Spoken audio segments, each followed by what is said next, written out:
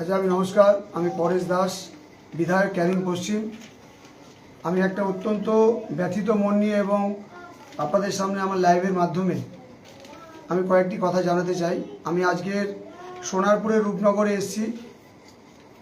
ইতিমধ্যেই বিভিন্ন সোশ্যাল মিডিয়ার মাধ্যমে আমরা বহু এলাকার মানুষ জানতে পেরেছি বা পশ্চিমবঙ্গের মানুষ জানতে পেরেছি যে এই মুহূর্তে আমাদের দক্ষিণ চব্বিশ পরগনার সোনারপুর বাসিন্দা রিধিকা দাস, যার বয়স এই মুহূর্তে 10 মাস, সেই বাচ্চার যে রোগটা হয়েছে SMA টাইপ 1, মানে অত্যন্ত রেয়ার রোগ।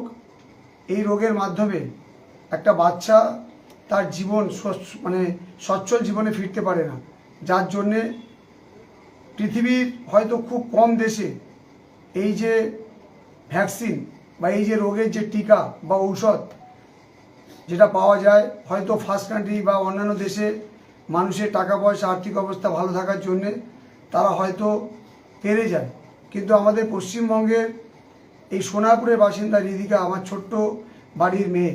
আপনারা দেখেছেন যে এই যে ছবিটা, আজকের আমি সোশ্যাল মিডিয়ার মাধ্যমে জানতে পেরেছিলাম এই রোগটার ব্যাপারে, এবং আজকের আমরা আমাদের ক্যানিং থেকে আমরা কয়েকজন আমার সহপাঠীকে নিয়ে আমি এসেছি।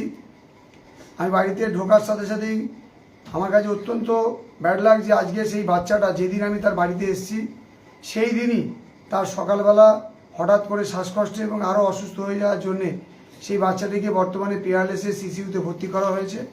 তার মায়ের সাথে আমি ফোনে কথা বলেছি এবং তার মাসিমা থেকে আরম্ভ করে তার দিদিমা এবং বাড়ির যারা আছেন 2-1 মহিলা এবং দিদিভাইরা, তাদের সঙ্গে আমি কথা বললাম এখানে এসে। আমরা জানতে পেরেছি যে এরা বিভিন্ন জায়গায় যাচ্ছেন, বিভিন্নভাবে জনপ্রতিনিধি থেকে আরম্ভ করে সরকারি আধিকারিক থেকে আরম্ভ করে বিভিন্ন MLA MP কাউন্সিলর এবং বিভিন্ন জায়গায় তারা যাচ্ছেন। তারা কাতর আবেদন করছেন যে এই বাচ্চাটাকে যেন তার জীবনের স্বচ্ছ জীবনে ফিরিয়ে নিয়ে আসার জন্যে।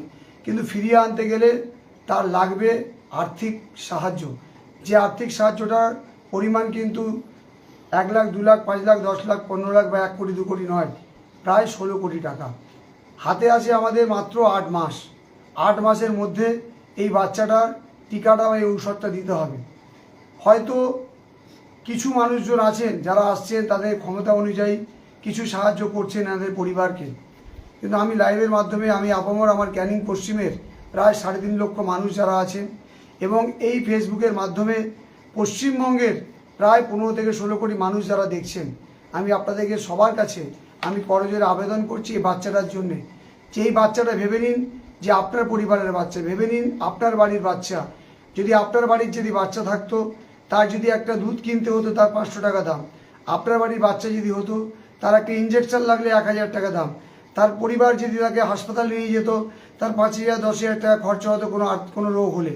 তো আমি আপনাদেরকে বলি, যদি আমরা সবাইভাবে আন্তরিকভাবে যদি নিজের পরিবার মনে করি, নিজের বাড়ির বাচ্চা মনে করি, আমরা যদি সবাই এই 16 কোটি মানুষ যদি 1 টাকা করে দিই, তাহলে কিন্তু 16 কোটি টাকা উঠবে। আমরা তাই আপনাদের বলি, যারা সহৃদয় ব্যক্তি আছেন, বহু প্রতিষ্ঠান আছেন, বহু NGOs আছেন, বহু জনপ্রতিনিধি আছেন। আমরা গত কয়েকদিন আগেই দেখেছি যে আমাদের সাংসদ, আমাদের জননেতা অভিষেক বন্দ্যোপাধ্যায়, যিনি সেবাশ্রয় যিনি করেছেন, বহু লাখো লাখো মানুষের যেখানে ট্রিটমেন্ট করাচ্ছেন, সেখানটায় আমাদের এই দিদিভাইরা গেছিলেন, এই বাচ্চার আবেদন করে এসছেন। হয়তো যুবরাজ আমাদের সাংসদ ওনাদেরকেও ডাকবেন। গত পরশুদিন সেবাশ্রয়ে রানাঘাটের সেই অস্মিকা, আরেকটি বাচ্চা একই রোগে আক্রান্ত, তিনি গেছিলেন, তার বাবা গেছিলেন, মা গেছিলেন।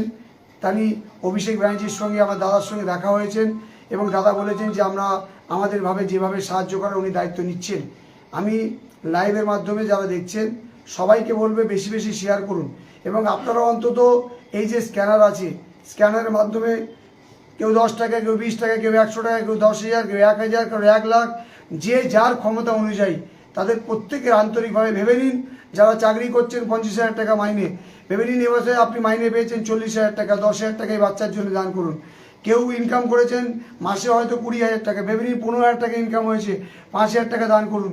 কোনো মানুষ, আমরা যারা বাঁচি, আমরা যারা পৃথিবীতে জন্মগ্রহণ করেছি, আমরা কিন্তু একবারই জন্মগ্রহণ করেছি, নিঃশ্বাস নিয়ে এসেছি, নাম নিয়ে যাইনি। কিন্তু যখন আমরা চলে যাব এই পৃথিবী থেকে, আমাদের নিঃশ্বাস চলে যাবে, নামটা থেকে যাবে। তাই আমরা এই আন্তরিকভাবে এই কাজগুলো যাতে করে যেতে পারি, যাতে নাম আমাদের থেকে যেতে পারে এই পৃথিবীতে, যাতে এই বাচ্চাটা যেন আবার নতুন করে আমাদের সব পরিবারের বাচ্চার মতো এও যেন বড় হয়, আস্তে আস্তে পরিবারে খেলতে খেলতে বড় হয়, স্কুলে যাবে, কলেজ যাবে, বিবাহ জীবনে যাবে, তার বাপ মা তাকে আদর বাদর করে বড় করবে এবং সেও যেন আরও 10টা মেয়ের মতো, আরও 20টা মেয়ের মতো যাতে সুন্দর সচ্ছলভাবে জীবন বাঁচতে পারে, এই আবেদনটা আপনাকে আমি রাখছি। বাচ্চাটার সঙ্গে দেখা হয়নি, আমি নেক্সট আবার হয়তো আসবো কোনো দিন একদিন, আমি তাই আপনাদেরকে বলবো। আর বেশি কথা আমি বাড়াতে চাই না, শুধু বলবো এই রিধিকার জন্যে আমি আপনাদের আবার আবেদন করছি যে আসুন, আপনারা এগিয়ে আসুন। এই রূপনগর সোনারপুরের যে সম্ভবত 12 নম্বর মানে ওয়ার্ডে, এই ওয়ার্ডে ওনার বাড়ি, ওনার 11 নম্বর ওয়ার্ডে ওনার বাড়ি, ওনারা এখানে থাকেন। এখানে আপনারা যারা পারবেন, যারা বিভিন্ন সংস্থা, বিভিন্ন মানুষ, বিভিন্ন জনপ্রতিনিধি, আপনারা আসুন, এনার পরিবারের সঙ্গে কথা বলুন, কথা বলে আপনাদের ক্ষমতা অনুযায়ী সাহায্য করুন। এবং যারা আসতে পারবেন না, তাদের যে স্ক্যানারটা আছে, এই স্ক্যানারে আপনারা আপনাদের ক্ষমতা অনুযায়ী আপনারা হেল্প করুন, যাতে বাচ্চাটার 8 মাসের মধ্যে এই 16 কোটি টাকা যাতে আমরা তুলতে পারি। আমি ধন্যবাদ জানাচ্ছি। অন্যদিকে যেটা রানাঘাটের দেখেছেন, পশ্চিমবঙ্গে কেন ভারতবর্ষের বিভিন্ন সেলিব্রিটি, বিভিন্ন মানুষজন, রানাঘাটের একটা চলচ্চিত্র উৎসব চলছিল 7-8 দিন ধরে, সেখানে তারা এসেছিলেন। তারা এক দিনের তাদের উপার্জন, আমাদের রূপম ইসলাম থেকে আরম্ভ করে, কৈলাস খের থেকে আরম্ভ করে, ভারতবর্ষের যারা দিগ্গজ ব্যক্তি, তারা এসে তাদের উপার্জনের টাকা সেই বাচ্চার হাতে তুলেছে, পরিবারের হাতে তুলেছে। আমরা টিভির মাধ্যমে বা আমরা সোশ্যাল মিডিয়ার মাধ্যমে জানতে পেরেছি। তা আমি একইভাবে আমি বলতে চাই, আপনারা যারা দেখছেন, আপনারা এগিয়ে আসুন। এই সোনারপুর, এই দক্ষিণ 24 পরগনার এই যে সোনারপুর যে বিধানসভা, এই বিধানসভার এই ছোট্ট বাচ্চাটিকে জীবন ফেরাতে হবে, তাকে আবার সুন্দর জীবনে ফেরাতে হবে এবং তার জন্য যে আর্থিক সহায়তা আপনাদের সবাইকে এগিয়ে আসতে হবে। এবং আমি আবার ক্যানিং পশ্চিমের 3.5 লক্ষ মানুষের কাছে আবেদন করছি যে আমি আপনাদের ঘরের ছেলে পরেশ দাস, আমি বিধায়ক মনে করি না, নিজেকে আপনাদের বাড়ির ছেলে, ভাই হিসাবে ভাবি। আপনারা আসুন আমার বিধায়ক কার্যালয় এবং এই যে স্ক্যানার আছে, আপনাদের ক্ষমতা অনুযায়ী আপনারা হেল্প করুন।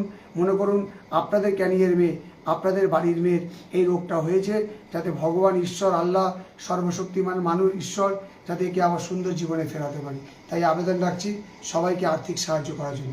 নমস্কার।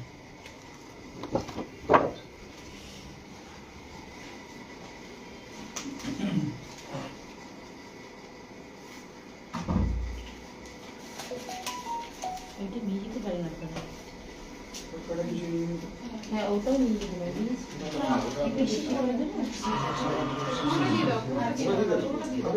আজকে একজন বিধায়ক পরেশবাবু আমাদের মধ্যে আছেন এবং উনি ওনার সাধ্যমতো যতটা পারেন আর্থিক সাহায্য করেছেন দীপিকার পরিবারকে এবং কথা দিয়েছেন আগামীতেও উনি ওনার সহযোগিতার হাত আমাদেরকে বাড়িয়ে দেবেন। আশা করছি এরকম ধন্যবাদ